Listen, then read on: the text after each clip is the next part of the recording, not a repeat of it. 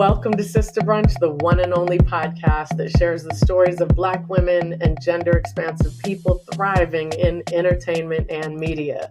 This is Sista Brunch's season 5. So if you're just getting to know us, welcome. We're very glad to have you. And be sure to go back and listen to our previous episodes on Apple or Spotify, wherever you listen to your podcast. You can also see the episode list, read transcripts, and sign up for our monthly newsletter, which is full of updates on all our previous guests and opportunities for filmmakers and media makers, and that is sistabrunch.com. We're also on Instagram at Sista Brunch Podcast. I have to share that I was recently looking back at all of our previous episodes. I've been doing some grant writing, y'all, for the podcast, and it was so amazing to think about the journey that we've been on from the beginning. We kind of started just at the beginning of the pandemic and we just kept going. We were so committed and passionate about sharing these women's stories. And I'm going through and I'm like, my goodness, we've had some powerhouses. We've had Camila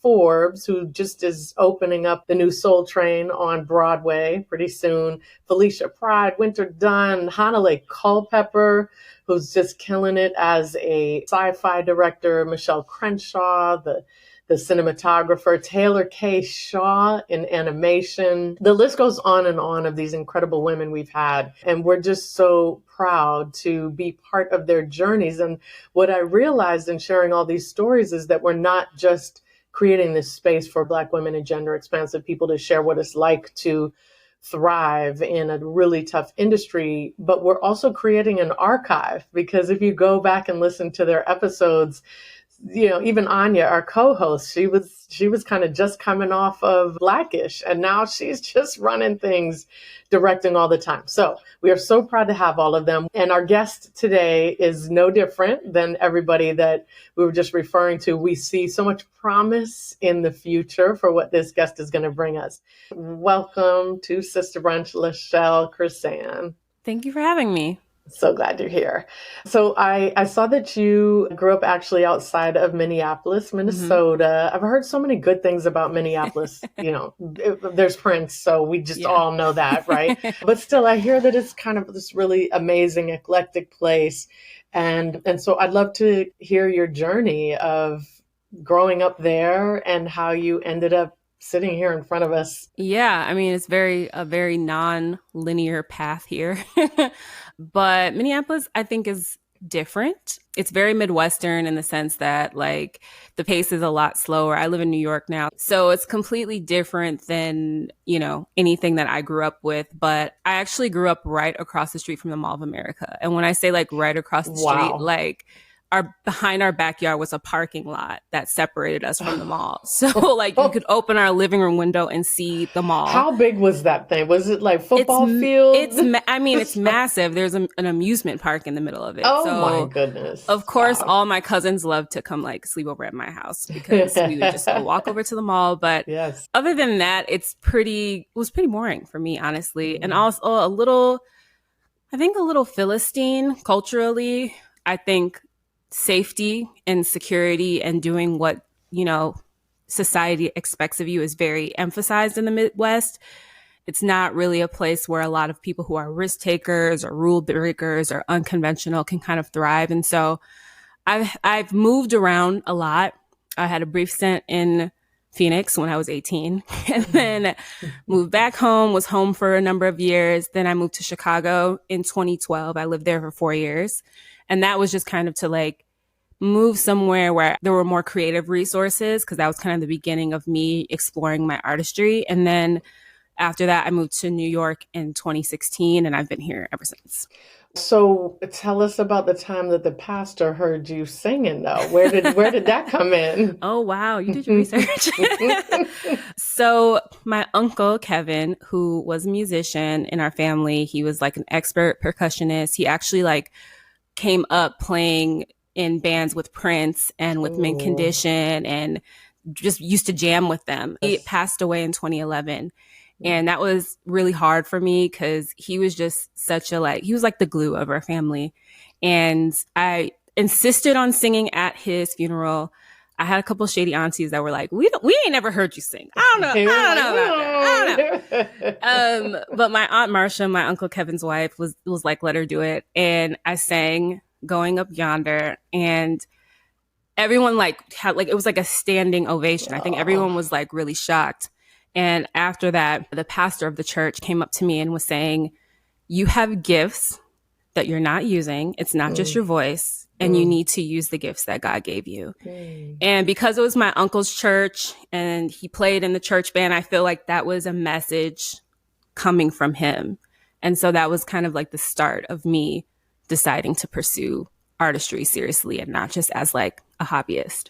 I love that. And I think it points to those moments and people in our lives, especially when we're in a place where we're not necessarily encouraged to pursue, our creative talents or I think I love that you start with the Mall of America, because on one hand, it's like, it's amazing. We can give it its props.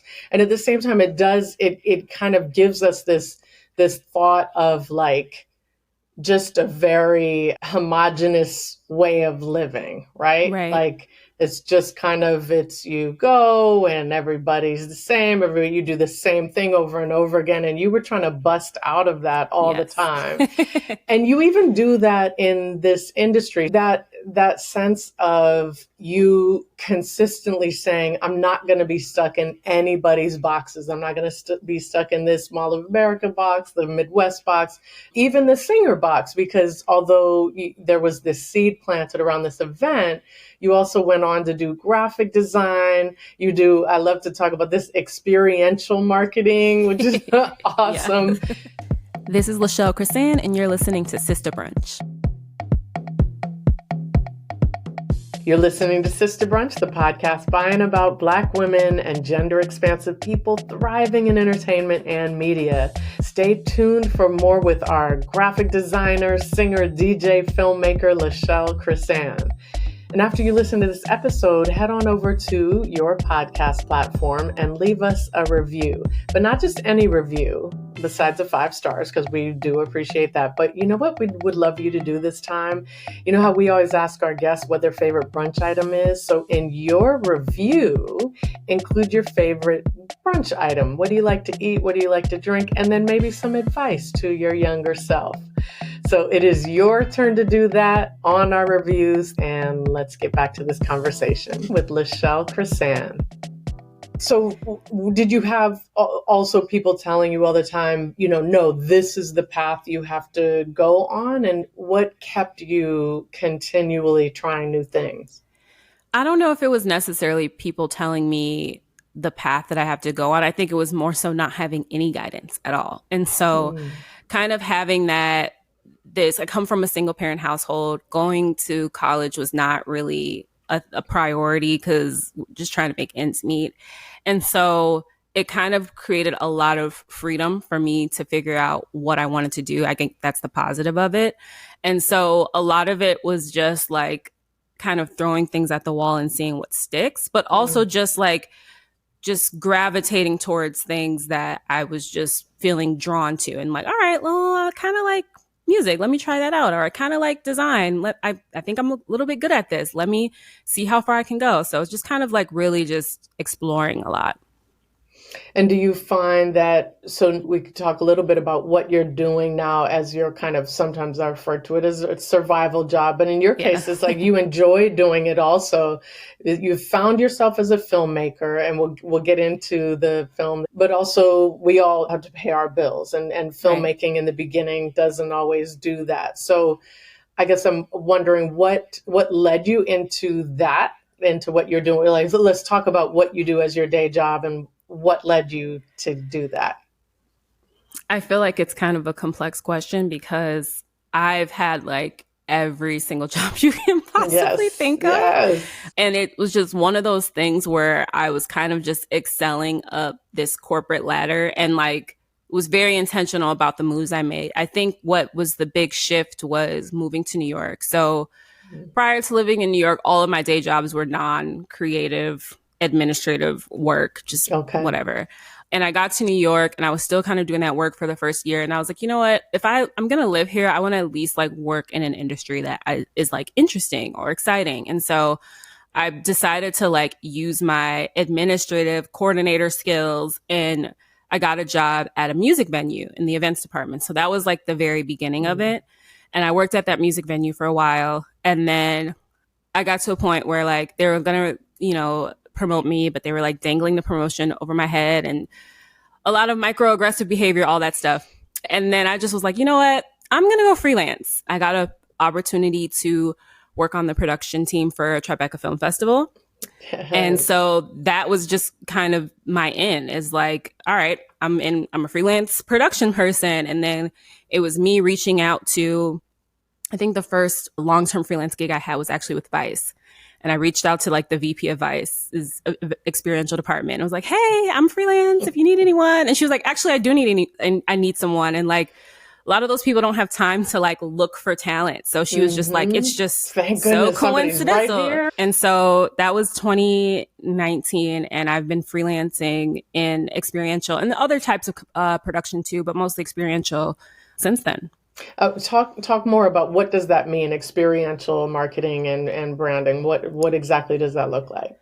So it's basically a version of marketing where you are providing an experience for a brand. So that experience can be an activation, a pop-up, an event.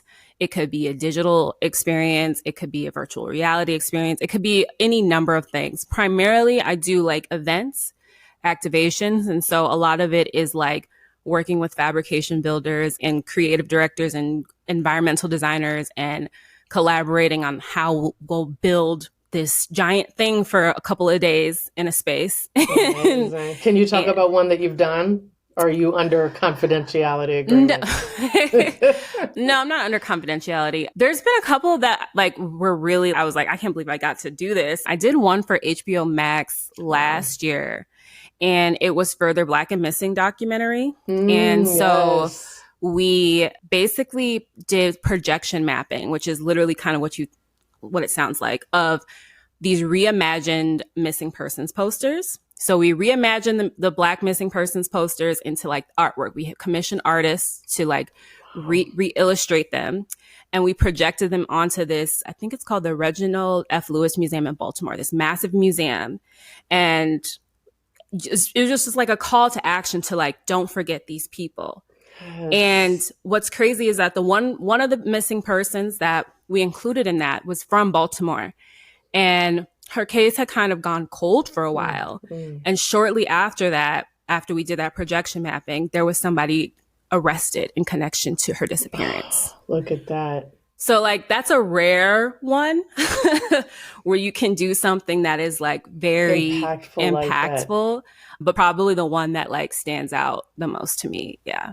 I think it speaks to the two things that you're talking about. One is that you've done a bunch of different things. And I think a lot of people either feel like that's wrong, or, you know, we either get that advice or even we tell ourselves, oh, I need to focus on one thing. And I think in the best of ways, especially around filmmaking and content creation, we're getting to a place where it's actually finally not good if you only stick to one thing. It's actually a very good thing. But here you are developing an expertise in both things that can like get you money, kind of a nice regular income, but there's also always this creative element to it.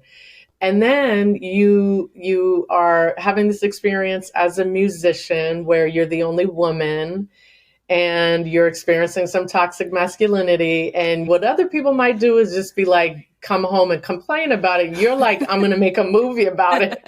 And then, of course, your movie's going to get into a festival, the first one you make. Hey, it's Fanshin, and you're listening to Sista Brunch. We'll be right back. And during this quick break, if you haven't already done it, go ahead and follow us on Instagram at Sista Brunch Podcast. And also you can follow our production company, Trujulo, on TikTok. That's Trujulo Media, Trujulo Media. So tell us that journey of making One of the Guys. Yeah. So I had joined or had started a Women of Colors writers group right before the pandemic had started. Nice. And so we would meet virtually every other week. And I think that was the catalyst for me taking screenwriting seriously. Before that, I was doing it as like a hobby for years, but I was like, I don't even know. I didn't even know anything about script writing software, none of that. And so I really just I had been workshopping this other script for a while. And I was like, all right, I need to write something new. And this concept just came from me really wanting to see a story of platonic friendship with men and women, and specifically like men and women of different sexualities. And one thing that kind of stuck with me is how my experiences are very specific and unique with male friendships. And so from there, it was just kind of like, all right, what is a through line between male friendships, regardless of if they are into you or if they're not into you? And I think the through line is that men and women show up for each other very differently when it comes to friendship. And I feel like there's a different level of protectiveness that women have with other women versus what men have with women. And so I figured that the music industry is probably the best backdrop for that, especially hip hop specifically. And I kind of pulled a little bit from like some of my experiences when I was living in Chicago. So the film is called One of the Guys, and it follows Mel, who is a singer-songwriter. She's a little bit more tomboyish, very into her craft as a musician, and she decides to go to Brooklyn to have an at-home studio session with her longtime guy friends, Isaiah and Deshaun. And Deshaun is this eccentric, kind of self-absorbed, toxic masculinity guy. Anybody like that? You really had to push for that one. Right? And so, the main conflict that it seems like is happening throughout the film is that, Mel wants to focus on work and Deshaun wants to have girls over. He wants to do ciphers. He wants to do drugs, all this stuff. And Isaiah is kind of playing this like in between peacemaker. But we find, spoiler alert, that actually Isaiah is not great either. And it turns into this situation where Mel finds out that her guy friends are not who she thought they were.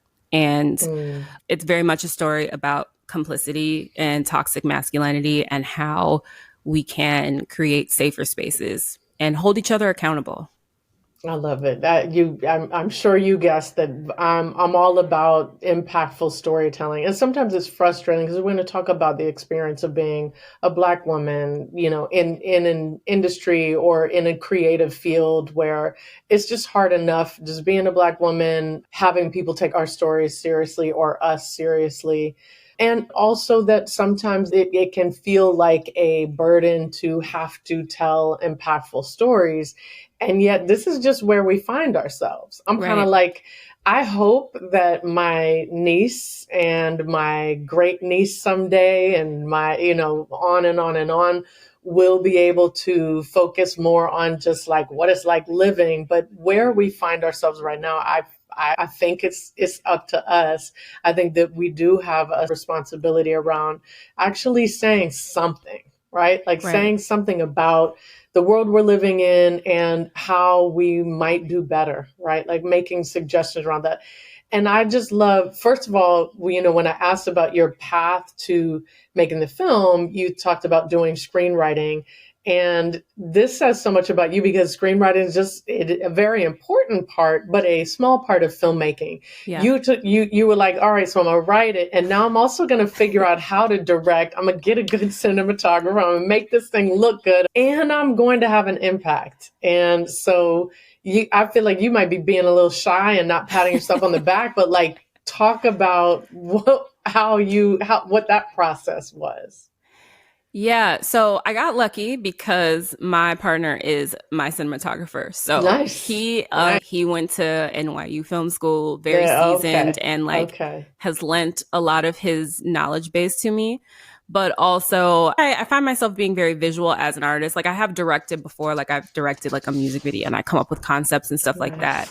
So I think I knew how I wanted the film to look. I had a very clear sense of that. And leading up to like shooting it, it was a lot of studying, specifically studying how to direct actors. Okay. Like storyboarding, those type of things come very naturally to me. Production design, that all came very natural to me. Okay. But I really wanted to make sure that those performances landed, because otherwise it would have came off cheesy. You can feel it. And that's the hard thing about impact too, is like, you got to get that part right. It's got to feel authentic to actually have the message versus being dogmatic and just, you know, kind of robot speaking on screen. Right. Can you tell us some of the things that you studied to prepare for that? I studied a couple of books by Judith Weston. Directing Actors was the first one. And then I also studied, I think it's called The Filmmaker's Intuition. And those books were really great because like I didn't know anything about results directing and like, you know, those kind of faux pas. And I feel like reading those before meeting my actors was really helpful because it kind of allowed me to give them the space to do what they do. Yes. And they did, I feel like, a phenomenal job at it. So Nice. Which means you did a phenomenal job. You do such a great job on it. Okay, so let's talk about your experiences as a Black woman in all creative fields. Like, what are the benefits of it and what are the challenges? I think the benefits is just having a very broad and unique perspective. I think that being a Black woman connects me to humanity in a way that I don't know that I would be connected to if I, you know, wasn't at this specific intersection of gender and race.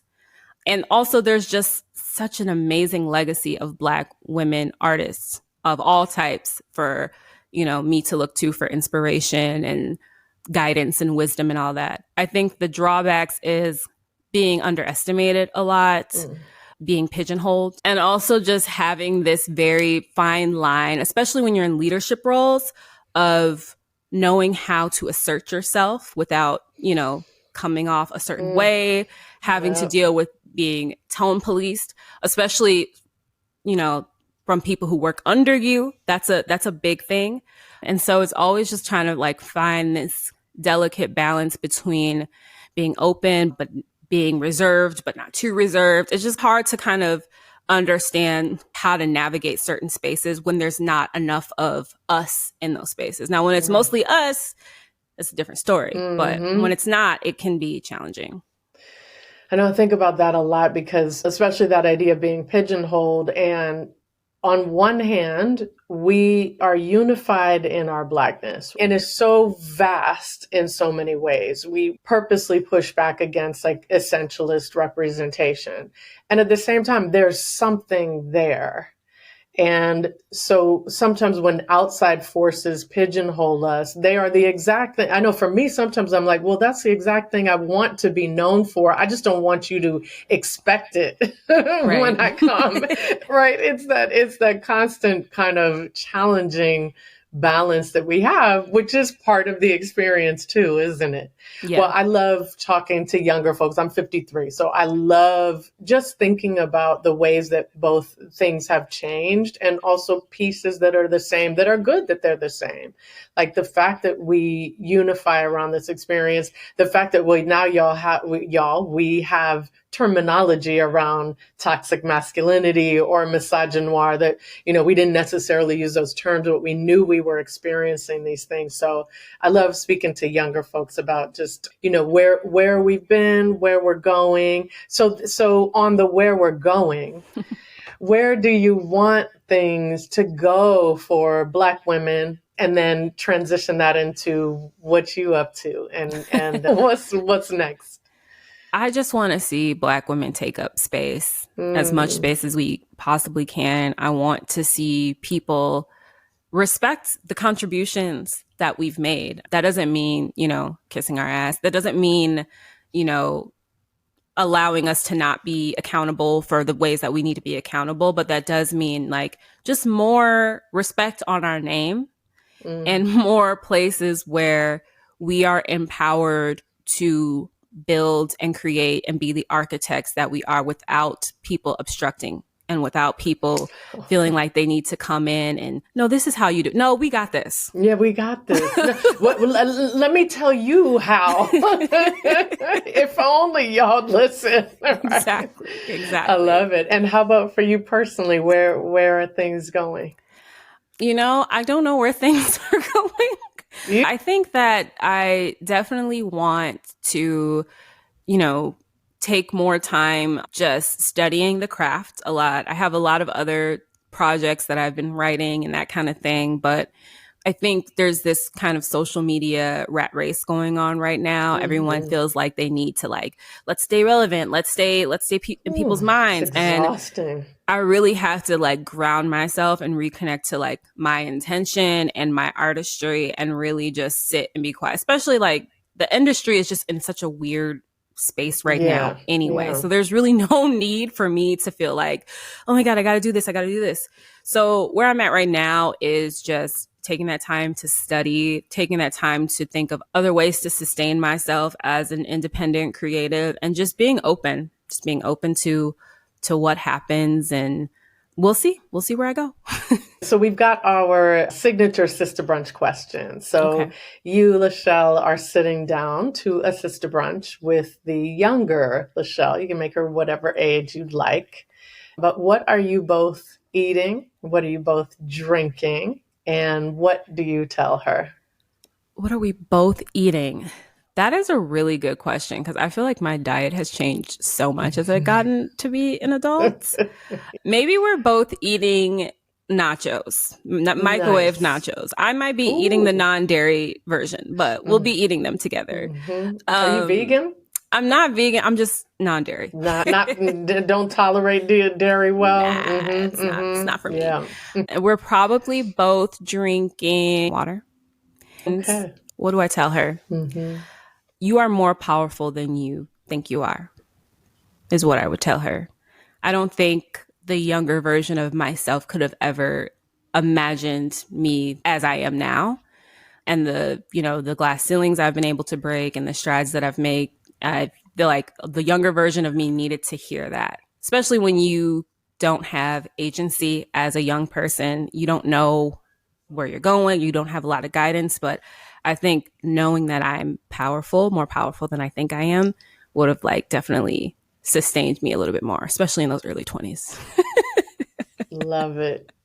Yeah. Don't kill me, and we'll cut this part out if you want, but could you sing for us? No. I put ask her to sing, parentheses, question mark. I might have to, I honestly thought about dusting this mic off. I can't even think of the last time I used this thing. I love it. Well, you sound good. Honestly, just hearing your story, about how that was kind of that spark. I feel like that was such an important spark. So, but I hear you. So then we'll have you come back once you pulled the mic out, you dusted it off. So when you're ready, we will have you come back. Okay. LaChelle, it was so great talking to you. We're so glad you came on Sista Brunch. Thank you so much for having me. Sisters and siblings, thank you so much for being here for another episode of Sista Brunch. A reminder that you can read the transcript of every episode and also find our show notes on our website at sistabrunch.com. If you love watching videos instead of just listening to the audio, you can also head over to the Trujulo YouTube channel. So you can go to youtube.com/Trujulo Media. That's TRUJULO Media on YouTube. We deeply appreciate your support by subscribing to our podcast, leaving us a great review, and sharing it with your friends, family, colleagues, and community. Sista Brunch is brought to you by Trujulo Productions.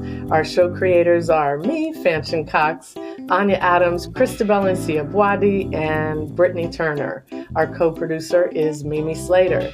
We acknowledge that the land we record our podcast on is the original land of the Tongva and the Chumash people. We cannot wait to share more guests with you. Take good care, and we'll talk to you soon. Bye-bye.